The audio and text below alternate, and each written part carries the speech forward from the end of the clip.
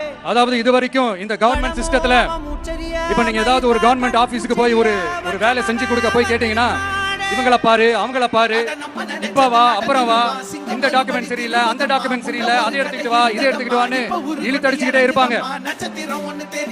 அப்படிப்பட்ட இழுத்தடிக்கிறதுக்கு காரணம் வந்து டாக்குமெண்ட்ஸ் இல்ல, டப்பு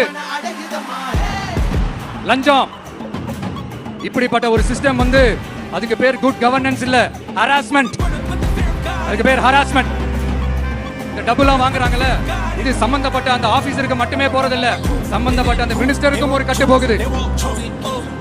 அதனால இத முதல்ல இத க்ளோஸ் பண்ணணும், இத முறியடிக்கணும்.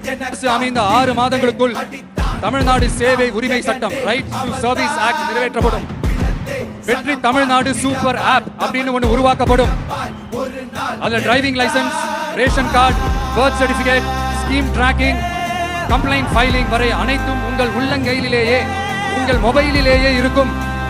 இதில் எந்த சேவை தாமதமானாலும் அந்த அதிகாரி மீது நடவடிக்கை எடுக்கப்படும். மீண்டும் சொல்றேன், இடைத்தரகர் என்று எவரும் இல்லை, எவ்வித லஞ்சமும் இல்லை.